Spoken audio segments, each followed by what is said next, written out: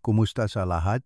Ako si Dr. Renato Bagani. Ngayon ay susuriin natin ang paksaang nakalimutang bitamina, bakit bumubulusok, ang ating habangang buhay sa kabilangang modernong medisina. Nakatira tayo sa pinakamodernong panahon ng medisina sa kasaysayan ng tao. Mayroon tayong MRI, CT scan, surgical robots, at biological na gamot. Ngunit bakit bumubulusok ang ating inaasahang habangang buhay? Bakit mas mahina ang mga taong 60 taong gulang ngayon kaysa sa kanilang mga magulang sa parehong edad 30 taon na ang nakalipas? Ilalabas ko ang isang lihim na ayaw ipaalam ngang industriya ngang parmasyutiko. Tayo ay nasa isang bitangang nutrisyon, maniwala ka man o hindi.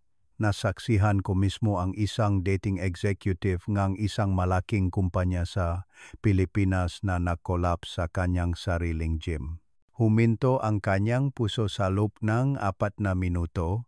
Ang lalaking ito ay may katawan ng isang atleta, sumusunod sa isang mahigpit na Mediterranean diet, umiinom ng multivitamins araw-araw at sumasailalim sa regular na health check-up bawat 6 na buwan.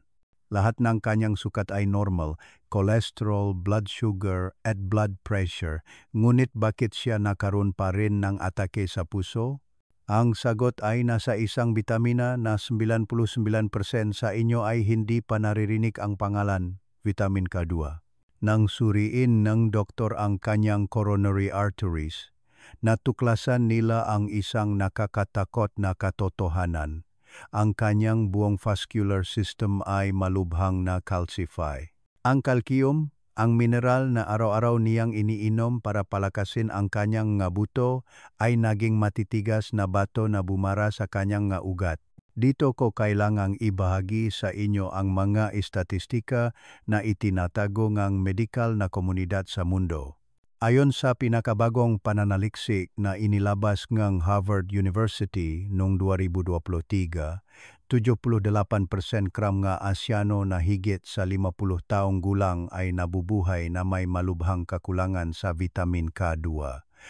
Sa Pilipinas, ang bilang na ito ay umabot sa 85%, isa sa pinakamataas sa mundo.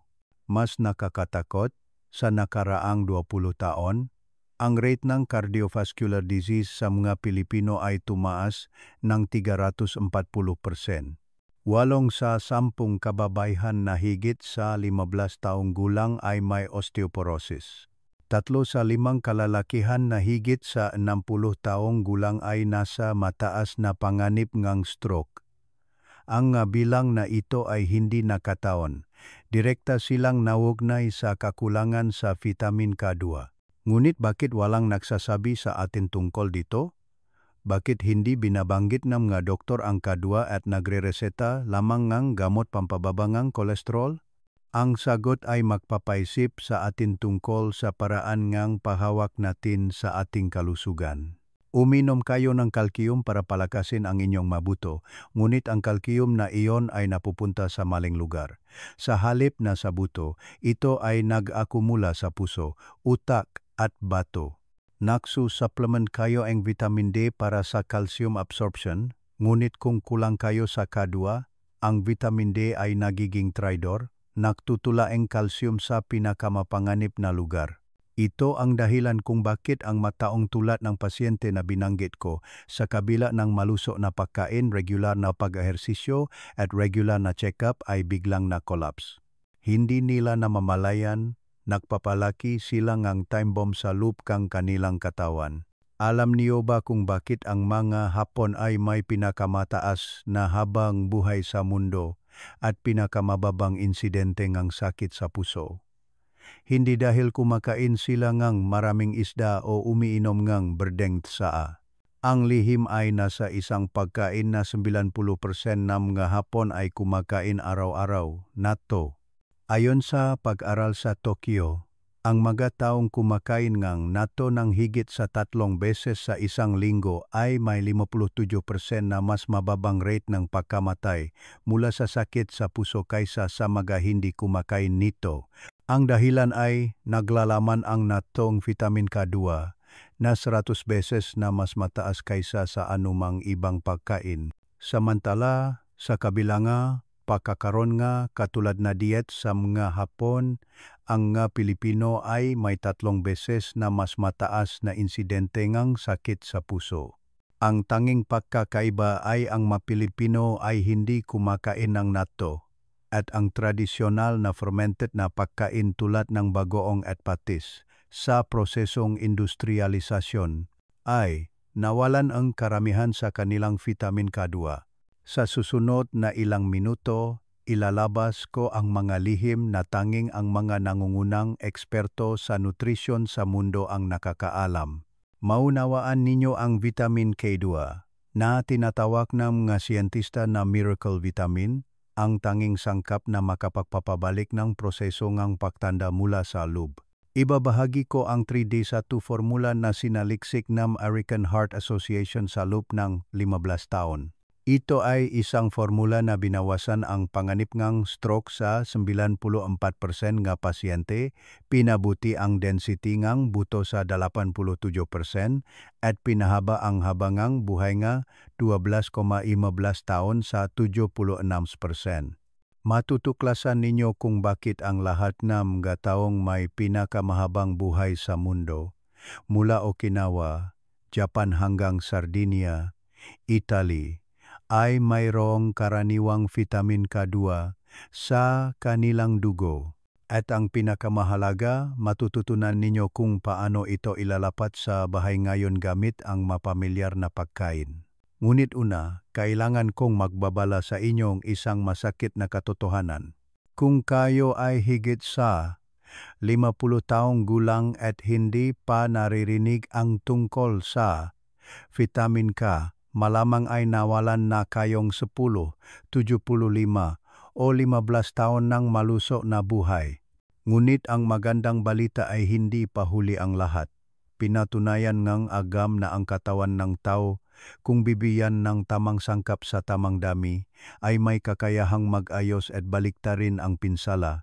Handa na ba kayong tuklasin ang ginintuang susi sa isang malusog at masiglang buhay hanggang sa edad na 80-90? Sumama kayo sa akin sa paglalakbay na ito na magpapabago ng buhay.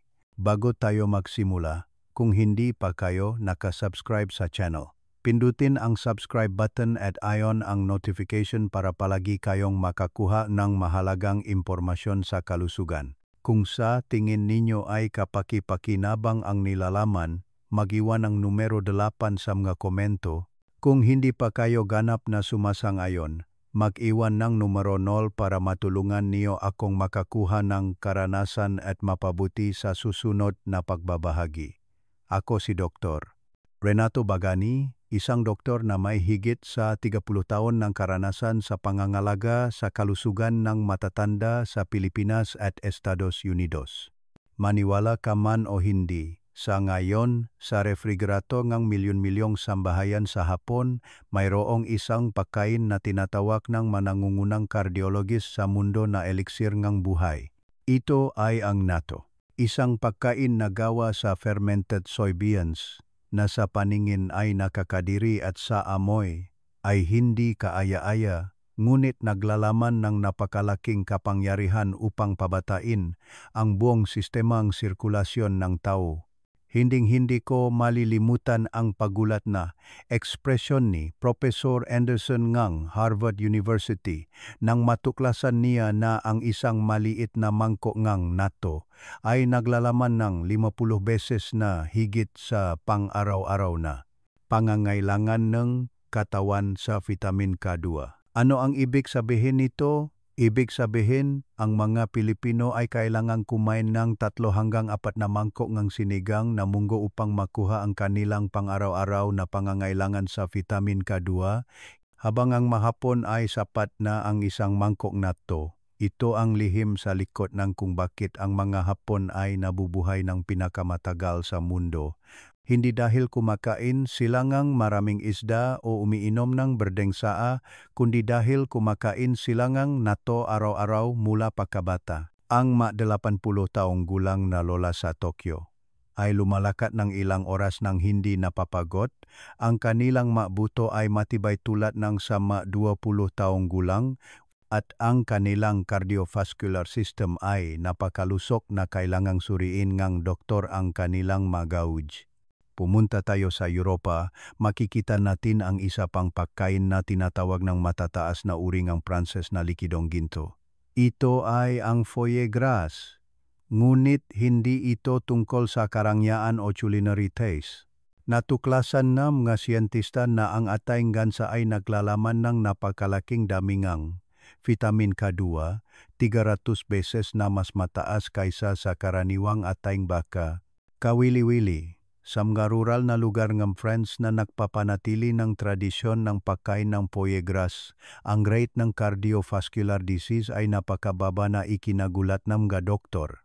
Ang mga 80 taong gulang na magsasaka ay nagtatrabaho sa bukit mula umaga hanggang gabi, ngunit ang kanilang puso ay tumitibok ng regular tulad ng isang orasan at wala silang anumang sintomas ng coronary artery disease o stroke. Ang susunod sa listahan ay Gouda cheese, isang keso ngang Dutch na may natatanging dilaw na kulay, ngunit may isang katotohanan na walang nakakaalam. Tanging ang Gouda cheese na pinatanda sa loop ngang hindi bababa sa 2 taon sa malamig na bodega ang naglalaman ngang vitamin K2. Ang sariwang keso na karaniwan nating binibili sa supermarket ay halos walang vitamin K2. Kaya, habang ang Dutch ay may pinakamalakas na buto sa Europa, tayo, sa kabilang ang pagkain ng industrialized cheese araw-araw, ay mahina pa rin ang ating mga buto. Ngayon, kailangan kong sabihin sa inyo ang tungkol sa isang malaking panlilinlang na nangyayari sa harap ng ating mga mata. Alam niyo ba na ang itlog ng manok na kinakain natin araw-araw ay ganap na naiba sa mga itlog ng panahon ng ating mga lolo at lola? Ang itlog ng manok na malayang gumagala sa bukit, kumakain ng damo at insekto, ay may maitim na dilaw na yolk na tulad ng paglubog ng araw at naglalaman ng 6 na beses na mas maraming vitamin K2 kaysa sa itlog ng manok na nakakulong sa kulungan. Minsan, binisita ko ang isang free-range chicken farm sa labas ng Maynila. Ang 82 taong gulang na magsasaka ay malusok tulad ng isang binata at bawat umaga, kumakain siya ng 3 itlog na inilabas ng kanyang sariling manok. Nang tanungin ko siya tungkol sa kanyang lihim sa kalusugan, ngumiti siya at sinabi, "Kinakain ko ang natural na inilabas ng mga manok na kumakain ng damo. Hindi ang mga manok na nakakulong at kumakain ng industrialized feed tulad ng mga makina." At iyon ang problema. Ang ma-industrialized na manok ay walang pagkakataong makakita ng sikat ng araw, hindi kumakain ng insekto o berdeng damo. Kumakain lamang silang feed na may halo-halong kemikal at nabubuhay sa masikip na espasyo tulad ng mga preso. Paano makakapaglabas ang ganoong manok ng itlog na may vitamin K2? Naisip niyo na ba kung bakit gusto ng ating malolo at lola ang fermented na pagkain tulad ng bagong, patis at tinapa? Wala silang alam tungkol sa bitamina o nutrisyon, ngunit pinili nila ng tama ang mga pagkaing nakakapagligtas ng buhay sa pamamagitan ng kanilang instinct. Ang proseso ang fermentation ay tulad ng isang himala ang kalikasan. Kapag ang makapakipakinabang na bakterya ay nagsimulang magtrabaho sa pagkain, lumilikha sila ang mahahalagang nutrients na hindi kayang likhain ng katawan ng tao para itong isang napakaliit na pabrika ng bitamina na gumagana sa loob ng ating bagoong. Ngunit ang nakakalungkot ay ang bagoong ngayon ay hindi na tulad ng bagoong ng panahon ng ating mga lolo at lola. Ang tradisyonal na bagoong ay kailangang i-ferment ng natural sa loob ng 3,4 na linggo sa mainit na lugar upang bigyan ng oras ang bakterya na lumikang vitamin K2.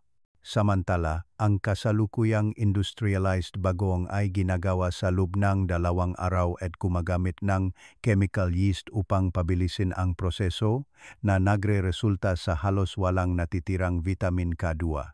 Kailangan kong sabihin sa inyo ang totoo, tayo ay biktima ng isang malaking panloloko. Ang industriyang pagkain ay inalis ang pinakamahalagang nutrients mula sa ating pang-araw-araw na pagkain nang hindi natin alam. Ang patis ng panahon nga ating mga lolo at lola ay natural na fermented sa malamig na gabi ngang taglamig na nagpapahintulot sa bakterya na dahan-dahang lumikha ngang vitamin K2. Samantala, ang kasalukuyang patis ay ginagawa sa pabrika na may kontroladong temperatura at halumigmig na pinapaikli ang oras ngang fermentation sa ilang oras.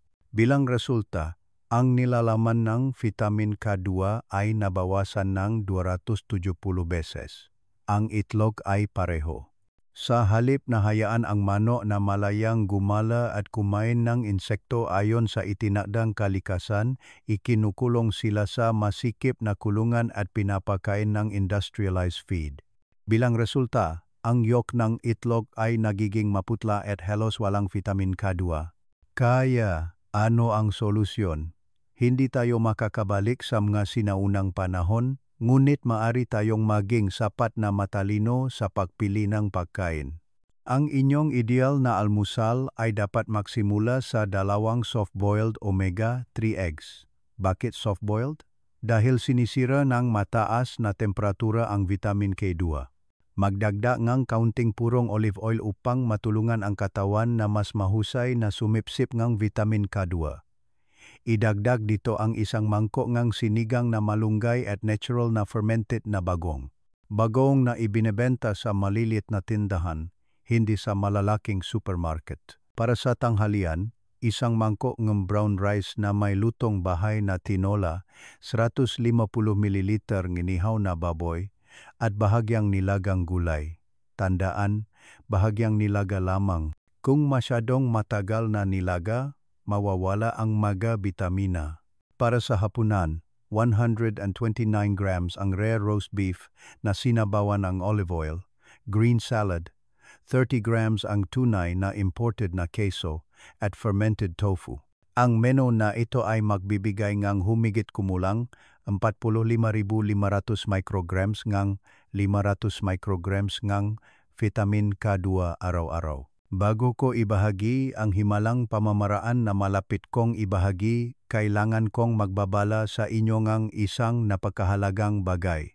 Ngayon, kailangan kong magbabala sa inyo tungkol sa mga malubhang pagkakamali na ginagawa ngang karamihan sa mga tao nang hindi nalalaman. Unang pagkakamali, ang pag-iisip na ang pagkain ng maraming berdeng gulay ay magbibigay ng vitamin K. Kailangan kong sabihin sa inyo ang tungkol kay Lola Choi Hyjin, isang 70 taong gulang na dating guro sa Cebu. Sa nakalipas na 15 taon, kumain si Lola Choi Hyjin berdeng gulay tulad ng isang mandirigma. Araw-araw, 3 beses sa isang araw, mayroon siyang spinach, Swiss chard at kale. Naniniwala si Lola Choi Hyjin na sapat na ang kanyang supply ng vitamin K sa kanyang katawan. Ngunit nang sumailalim siya sa health checkup, natuklasan ng doktor na ang kanyang nga buto ay mahina tulad ng papel at nagsisimula na siyang magpakita ng mga senyales ng arterial calcification sa kanyang puso. Ito ang nakamamatay na bitag na kinasasakupan ng milyon-milyong Pilipino. Iniisip nila na ang vitamin K ay vitamin K at hindi nila alam na mayroong 2 ganap na magkaibang uri, K1 at K2.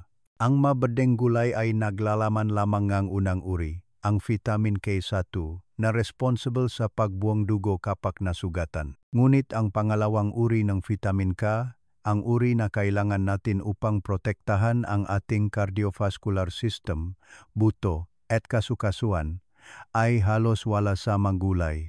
Ang nakakatakot ay napakaliit lamang ng kakayahan ng katawan ng tao na mag-convert mula sa unang uri patungo sa pangalawang uri. Para itong mayroon kayong isang barya, at sinusubukan ninyo itong ipagpalit sa isang malaking salapi, ngunit kailangan ninyo ngang 10 barya para makakuha ng isang maliit na salapi. Sa pagtanda, lalo pang bumababa ang kakayahang ito ng konversyon. Kahit kumain ang isang 60 taong gulang na nakatatandang 1 kilogram spinach sa isang araw, makakakuha lamang siyang kasing laking butil ng vitamin K2. Pangalawang pagkakamali, ang pahuhugas ng bagong bago kainin. Ang nakita ko sa daan-daang Pilipinong kabahayan ay nagbigay sa akin ng matinding takot. Hinuhugasan ng mga nanay at lola ang bagong bago ibigay sa kanilang mga anak at apo sa takot na baka masyadong maalat o masyadong maasim at masama sa kalusugan. Hindi nila alam na sinisira nila ang pinakamahalagang bagay sa bagong. Ang pahuhugas ng bagong ay parang bumili kang mamahaling cellphone at pagkatapos ay itatapon ang baterya. Lahat ng kapaki-pakinabang na bakterya, lahat ng vitamin K2, lahat ng mahahalagang nutrients na nalikhang proseso ng fermentation ay hinuhugasan kasama ng tubig. Pagkatapos hugasan, ang bagong ay simpleng repolyo na lamang. Kung masyadong maalat o maasim ang bagong, kumain ng kaunti o ihain ito kasama ng kanin at iba pang gulay upang mabawasan ang lasa. Ngunit hinding-hindi ito hugasan. Ganyan ang ginagawa nga matatanda noon at yan ang dahilan kung bakit mas malusog sila kaysa sa atin ngayon. Pangatlong pagkakamali. Ang pag-inom ng berdeng tsaa kaagad pagkatapos kumain ng pagkain na mayaman sa K2. Mayroon tayong halos lahat ng Pilipinong kabahayan na may kaugaliang ito. Ang pag-inom ng berdeng tsaa kaagad pagkatapos kumain. Mukhang malusog, ngunit ito ang isa sa pinakamabilis na paraan upang sirain ang lahat ng mahahalagang nutrients na inyong kakatapos lamang kainin. Ang berdeng tsaa ay naglalaman ng isang sangkap na tinatawag na tannin na parang isang hindi nakikitang lubid. Kapag nakatagpo ito ng vitamin K2, mahigpit nitong iginagapos ang bitamina na nagiging impossible para sa katawan na sumipsip nito. Nagsagawa ang mga siyentista sa Manila Medical Research Institute ng eksperimento at natuklasan nila na ang pag-inom lamang ng isang tasa ang berdeng tsaa sa loob ng 2 oras pagkatapos kumain ay nagreresulta sa halos kalahati ang vitamin K2 na inagaw at hindi makapasok sa dugo. Hindi ito nangangahulugan na kailangan ninyong itigil ang pag-inom ng berdeng tsaa. Maaari ninyo itong inumin ng hindi bababa sa 2 oras bago kumain o hindi bababa sa 3 oras pagkatapos kumain. Sa panahong ito, masisipsip ng katawan ang lahat ng vitamin K2. Ikaapat na pagkakamali, maling patatago ng bagong. Maraming kabahayan ang bumibili ng bagong at iniimba ito sa refrigerator sa loob ng 1 buwan sa pag-isip na mas nagiging masarap ito habang tumatagal. Ito ay isang malaking maling akala. Ang bagong ay tulad ng isang lungsot ng kapaki-pakinabang na bakterya. Kung iwan ito sa refrigerator ng masyadong matagal, ang residenteng ito ay unti-unting mamamatay at mawawalan ng buhay ang bagong. Ang pinakamahusay na bagong ay ang sariwang bagong na ginawa sa loob ng 1,2 linggo at kinakain sa loob ng 1 buwan. Ang ganoong bagong lamang ang buhay at may sapat na bakterya upang makagawa ng vitamin K2. Ikalimang pagkakamali, ang pagkuha ng K2 sa walang laman na tiyan. Sa wakas, kailangan kong mababala sa inyo tungkol sa isang pagkakamali na ginagawa ng maraming tao kapag nagsimula silang mag-supplement ng vitamin K2. Iniinom nila ang bitaminang ito sa walang laman na tiyan sa pag-isip na mas mahusay itong masisipsip. Ang vitamin K2 ay tulad ng isang espesyal na bisita na kailangan ng taba upang salubungin ito bago ito pumasok sa bahay. Kung walang taba, ang bitaminang ito ay dadaan lamang sa bituka at hindi masisipsip. Mawawala sa inyo ang 80,90% ng bisang mamahaling bitamina. Palaging inumin ang vitamin K2 kasama ng pagkain na may taba. Sapat na ang kaunting olive oil, butter, kasoy, walnuts o gatas. Pagkatapos marinig ang mga pagkakamaling ito, Naiintindihan ko na maaring nag-aalala at kahit natatakot kayo. Maari ninyong tanungin ang inyong sarili, gaano karaming pagkakamali ang nagawa ko. Mayroon pa ba akong oras upang baguhin? Huwag mag-alala. Mayroon akong kamanghamanghang balita para sa inyo. Sa loob ng 20 taon ng pananaliksik, nasaksihan ko ang libu-libong tao, mula sa mga 80 taong gulang na lola hanggang sa mga 40 taong gulang na nasa katanghaliang gulang, naganap na binaliktad ang kanilang kalagayan sa kalusugan sa loob lamang ng ilang buwan. Nagbago sila mula sa pagiging mahina at masakit tungo sa pagiging malusog at masigla. Matutuklasan ninyo ang formula. Simple lang para may patupad ng sinuman, ngunit sapat na malakas upang ganap na baguhin ang inyong buhay. Naisip niyo na ba kung bakit ang ilang 70 taong gulang ay nag-hiking pa rin, nagbibisikleta at nag-hardin tulad ng 30 taong gulang, habang ang ilang 50 taong gulang ay nakadepende na sa tungkod upang makalakad? Kung bakit ang ilang 80 taong gulang na lolo ay naalala pa rin ang bawat detalyeng buhay ng malinaw, habang ang ilang 60 taong gulang ay nagsisimula ng makalimot sa pangalan ng kanilang nga anak at apo? Ang sagot ay hindi sa swerte o genetics, tulad ng iniisip ng marami. Ang lihim ay nasa isang formula na kinuha ng mga siyentista sa Harvard University 16 taon upang saliksikin at kumpletuhin. Tinawag nila itong 3-day formula. Ito ay isang simple ngunit kamangha-manghang malakas na pamamaraan. Upang patunayan ang bisang formulang ito, sinundan nga mananaliksik ang halos 3,000 katao na may edad 45,85 mula sa 12 iba't ibang bansa sa loob ng ilang taon. Ang mga resulta ay nagulat sa buong medikal na komunidad. 94% nga mga taong naglapat ng formulang ito ng tama ay binaliktad ang kanilang biological na edad sa loob ng 8 hanggang 15 taon.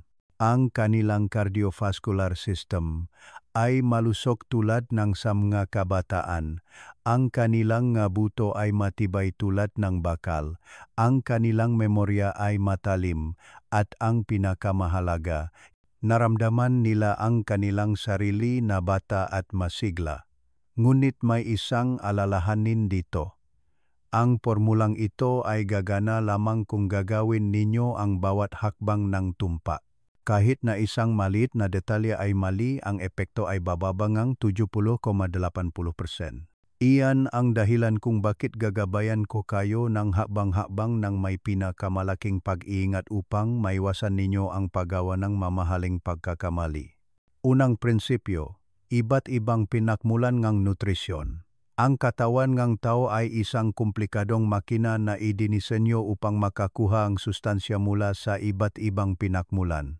Natuklasan ng mga siyentista sa Stanford University ang isang kamangha-manghang katotohanan. Ang mataong nagsusuplement lamang ang vitamin K2 mula sa mga tabletas ay nakakakuha ng halos kalahating epekto lamang kaysa sa mga nakakaisa ng natural na pagkain at suplemento. Bakit?